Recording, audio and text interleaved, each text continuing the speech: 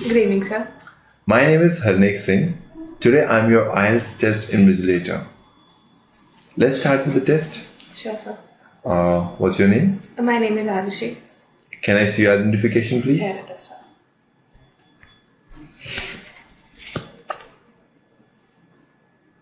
What is your father's name? It's Mr. Pavan Birmani. And where are you from? I'm from Kurukshetra. It's a small town in Haryana. Alright, thank you. Thank you, sir. Are you currently studying or working somewhere? Well, I have just completed my bachelor's in tourism management and now I'm looking further for higher studies in abroad. Okay. Or what you are planning to study? Well, I have selected some courses in Canada and global hospitality management is something that I prefer. Why do you do? I've done my bachelor's in tourism management, and that would be the most appropriate choice for me. So that's why I've chosen it. Alright. Now let's talk about cooking. Yeah. Are you interested in cooking? Yes, of course I am. Very much interested in cooking. Okay. When have you learned it and from whom you have learned this? Well, basic cooking that I've learned is from my mother and my grandmother. But right after my secondary education got completed, I started learning cooking professionally in cooking classes, and that was a breakthrough point for me. And I started loving cooking. Alright, fine. Is cooking popular in your country? I think it's not about popularity, but about necessity. Cooking and food is necessary for everyone, so everyone cooks whether they like it or not. But some people love to cook and it's their recreational activity. Okay, who all cook in your home? Well, mostly my mother cooks, but occasionally my father and I also help her. Okay, it's fine. So, do people have to learn how to cook or they get the training at home itself in your country? Well, it depends. If a person has a bit of interest in cooking, they would be keen and they would start learning at a very tender age from their mothers, grandmothers, from their cooks. Is there a specific age to learn cooking? No, I don't think so. I have a cousin who is 4 years old and he knows how to make tea. So, learning can start from a very young age. Alright. And then you think it's really important for everyone to learn cooking? Yes, of course, it's very important to learn how to cook because it's necessity. You need food for survival, and if you know how to cook food well, then it's good for you. Right. So, have you ever seen some cooking programs on television and are they useful? Well, I have seen some programs on television, but from my perception, I believe they're not very much important or learning. But from professional point of view, I think they're very good. Okay. Fine, let's move to festivals. Now I'm going to ask you some questions related to festivals. Sure. What's your favorite festival? Well, I love Christmas the most. I think I'm partial towards it because my birthday is on Christmas Day, so that is the reason. Okay, fine. So can you tell me about the most important festival in your country? Well, Diwali happens to be the most important festival in our country. It's the biggest festival that the whole country celebrates together, right? And it has religious value as well as business values now, right? Every company launches a new product in market during the time of Diwali. Every business is booming. Do you think it's good? It is getting commercial rather than religious, so I think it's good, but also a little disturbing. Okay, why is it so?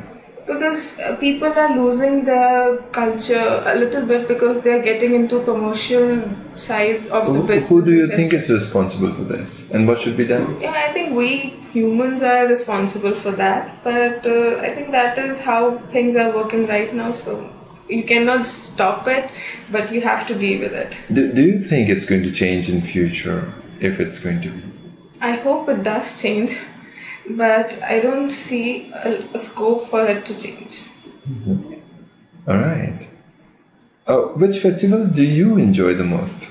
Well, Christmas it's the best festival, best thing that happens. It's well, I love everything to be peaceful and calm. So this is a festival which does not have a very popularity in our country right now. So, and that's why I enjoyed it. All right. What is the importance of festival in society? The festivals are related to religion, culture, and tradition.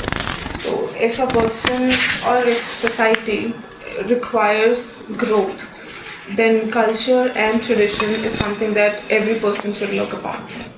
Okay. Now let's start with the cue card topic. Sure, sir.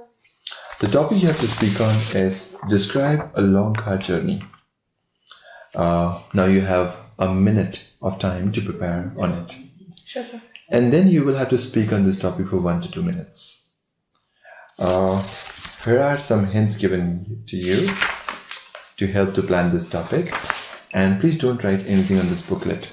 Sure, Here is a paper and pencil for you to plan. Alright, your 1 minute starts now. Thank you.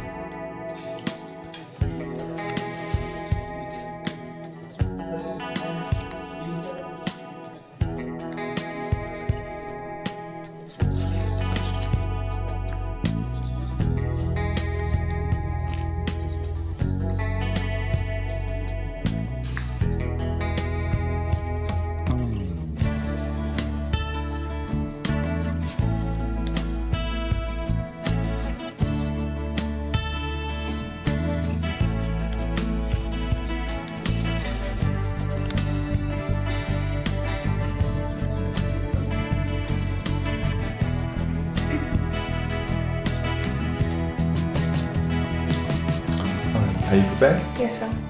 Fine, you may start now. Well, I've been fond of traveling since my childhood. I think I have inherited that gene from my father. He loves to travel and he always comes up with plans, spontaneous plans to travel to nearby places because we live in Kurukshetra and hill stations are very nearby us. So I would like to talk about a very recent long car journey that I went on to. It was a family trip planned with our family and some family friends as well. So it was a trip to Shimla and we started our journey early in the morning and it was very fun and enjoyable moment for us because it has been a very long time since we have took a holiday and went to a very mesmerizing and peaceful place. So we started our journey early in the morning and reached there in around 10 hours. While the whole journey would take around 4.5 hours, but it took us 10 hours because we kept little halts in between, and that was the highlight of our trip.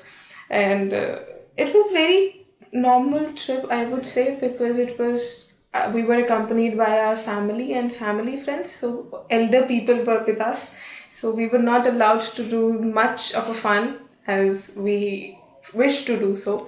But the highlight of this trip turned out to be when our cousins and friends decided to extend our trip from 5 day to 10 day. That we decided to go on a road trip and then from Shimla to Naldera to Kufri to Chel, and that is how we extended our trip. So it was a very mesmerizing time for us because none of us had been to a road trip. How did you feel when you returned from your trip? Well, I was disheartened because now we had to go back to our daily routine because the trip was enjoyable and we could not make it happen from more than 10 days because everyone had to join their jobs in colleges and everywhere. What is a good time for people to go on a trip in your place where you live? I think every time is okay with it, right? If you have time, you should go. Whether it's a 1 day trip, 2 day, or for 10 days, it does not matter. If you have time and you wish to travel, go ahead and travel. So are people easily able to make time for the trips? I think trend is changing. Nowadays, people have time to go on vacations, short vacations, but earlier it was very difficult. Alright, that's all for your QCAT topics. So Thank can you return this to me? Thank you.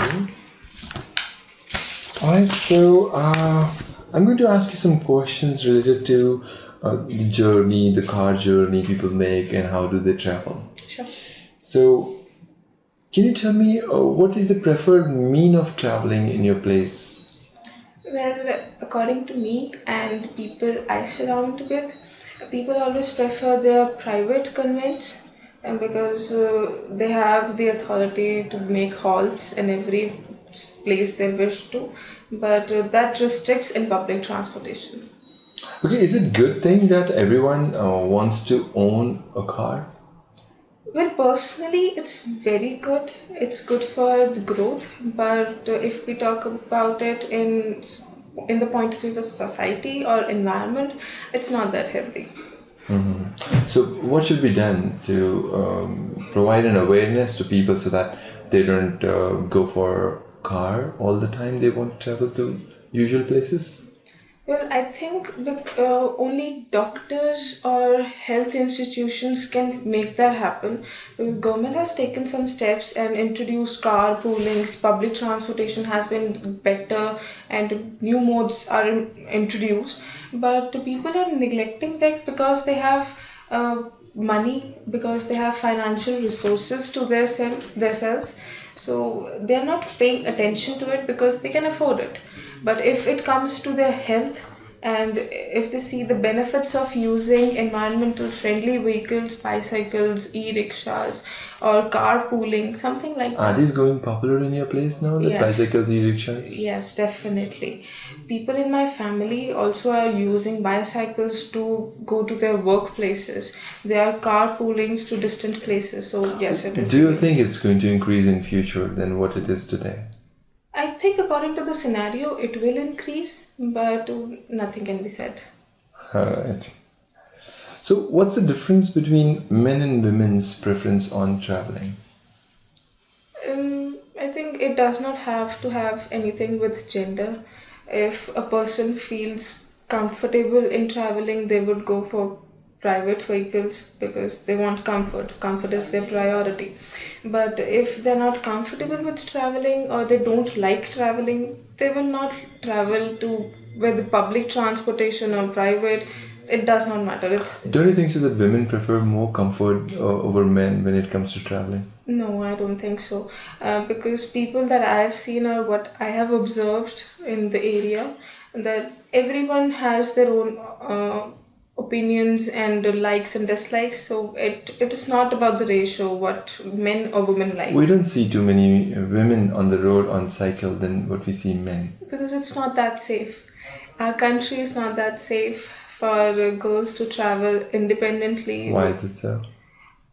Because of the mentality of the people, I believe, and they are not open-minded or up to that mark which they would have, and accepting the fact that people are traveling, girls or women are traveling independently. And I think solo trips, even on vacation, solo trips are not welcomed in our society. When a girl tries to take a solo trip, it's not welcomed. So it's about the mentality and the scenario. Do you think by any which means this mentality is going to change in the near future? I don't think it's going to change, but it can always improve. And it will only happen with the help of education. If people are educated, they would improve. But if our literacy rate is not improving, then we will be like this. What is the biggest change in traveling you have witnessed in last 10 years from now? I think people are becoming much more comfortable in traveling because of the easy mode of conveyance, and this is the only change that I've seen.